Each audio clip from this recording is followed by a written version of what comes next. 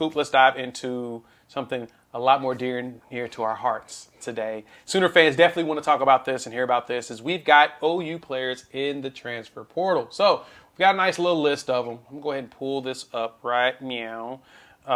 Get the names up here for me so you all understand who's in the portal as of today. So, and we've actually had a couple of players added since. I think we've got at least, nope, this is it. So, all right, this is what we've got so far as players that are leaving Oklahoma. We've got Jordan Mooks, Theo Weiss, Joshua Eaton, Kendall Dennis, Alton Tarber, Ralph Rucker, Nick Evers, Bryson Washington, Bray Walker, Clayton Smith, Brian Darby, and Cedric Roberts, which was the newest one that happened. I haven't even put a video about him yet, and that one was a little wild to me. So that one I did not expect.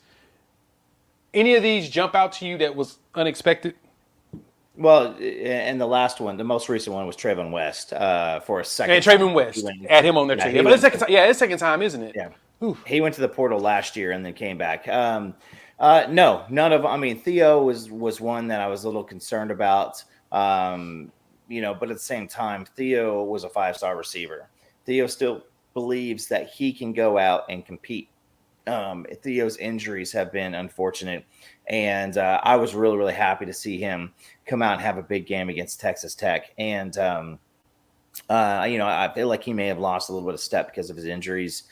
So maybe he can go become a little bit of a possession receiver. I mean, we saw Jaden Hazelwood, leave and go to Arkansas, and he had an okay year. And just probably about more the same than what he had. But I will just say this is no. Everybody knew that there was either some honey potion being poured in folks' ears in the locker room when it came to that quarterback room. I will say this is with Evers, he wants to have a chance. He wants to have a chance, and he sees and hears what is coming in.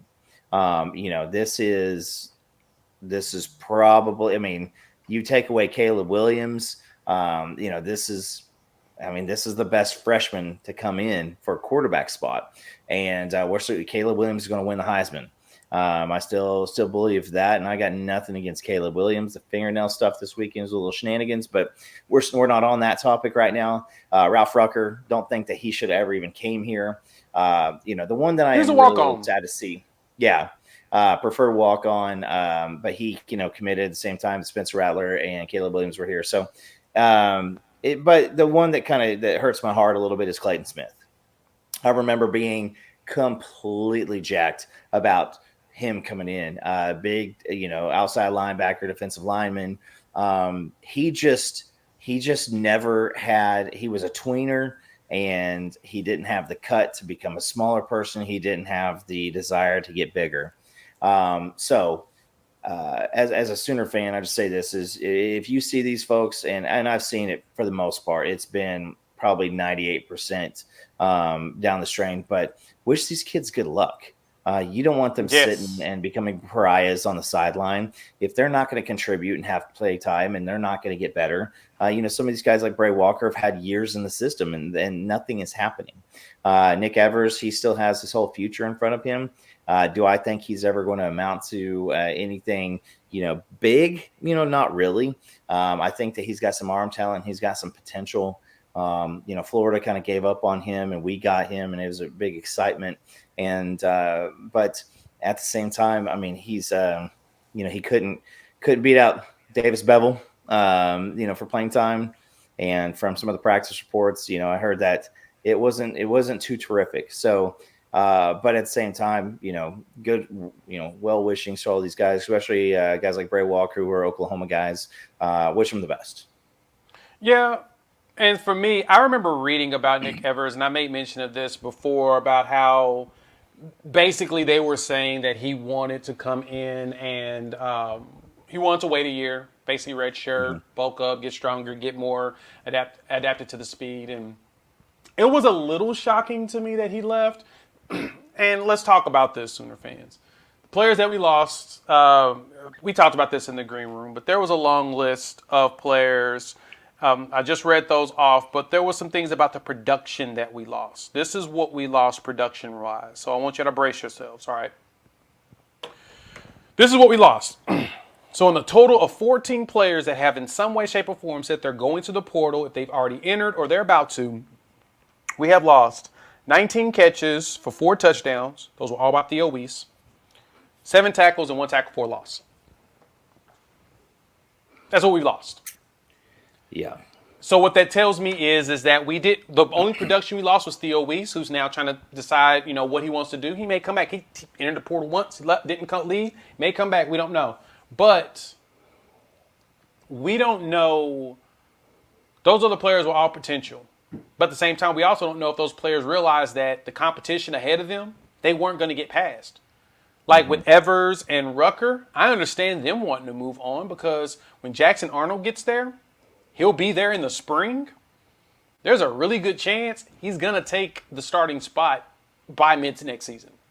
Not saying that he's guaranteed that, but if he shows out in spring game, which we're expecting, because he's showing out right now in 6A Texas football playoffs. Every week. He's cooking every week. And if he continues to do that, bruh, there's a good chance that he's going to take somebody's job, as in Dylan Gabriel's job. Now, Dylan Gabriel got the experience ahead of him, and he doesn't have, really the yips anymore, I hope. But that's the one thing to consider whenever you're thinking about players and why they're leaving the portal. We're not losing starting production.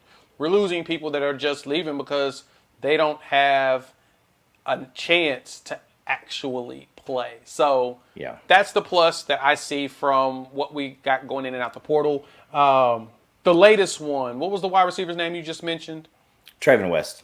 Traven West. I think Cedric Roberts was probably the one. Him and Evers were the two that just kind of threw me off because Roberts is a freshman, but West, I didn't expect it, but I also don't recall seeing much about him in the depth chart. Like most of these players aren't even in y'all's top any of the depth charts that y'all have, like y'all's top 3 depth charts. Y'all not paying attention to these kids. Y'all don't know who these kids are. You just know that they exist, right?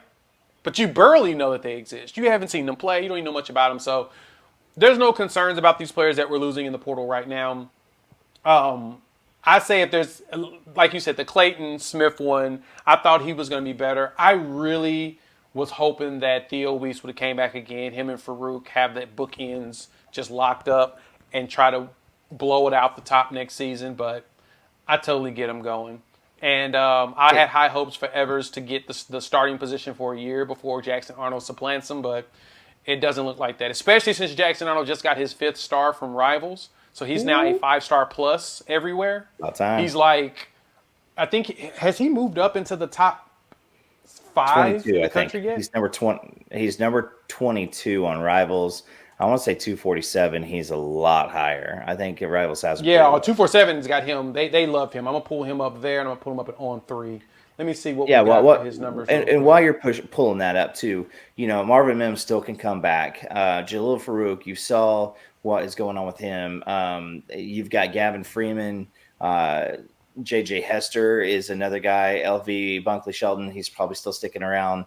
Jaden Gibson, Nick Anderson, Jaquez Padaway, and then we're going to be bringing in a couple other guys, I believe, too. And we talk about Fitzgerald. I think that we're still kind of looking around at that one. So why do I say all this is, again, in the receiver room, Lebby on the field, Lebby kind of fell in love with the Braden Willis, Drake Stoops, Jalil Farouk, Marvin Mims package. And I think even in that Texas Tech game, I don't know if you know this, like obviously Theo balled out. He played 31 snaps. So, like that, he didn't even play. And Marvin Mims, I think he was in the 65, something like that. So, you look at guys like Travion West and, you can't do much and you can't put much film together and you can't really say like, hey, listen, I'm getting my fair shot having 3 snaps a game. And, unless we are thumping folks and you're getting in some Q3 and Q4 time, but that ain't happening. We're not thumping people. And so, again, Trayvon West, he is, he's a guy who's going to have an opportunity to go somewhere else and play. And like I said, he's a Sooner, and I wish him the best.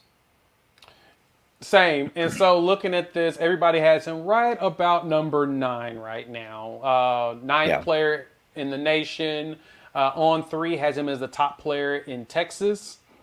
Number 1 in Texas, but in their consensus, which encompasses everybody, he's the number 2 player in Texas, number 4 quarterback in the country, number 9 player nationally. 24/7 has him in the exact same area. And then Rivals just recently went ahead and slid him to a 5-star spot, 5th in his position, 5th state. So, yeah, it looks like Oklahoma's got something special with Jackson Arnold pulling up at the club. So, that's the players that are bouncing.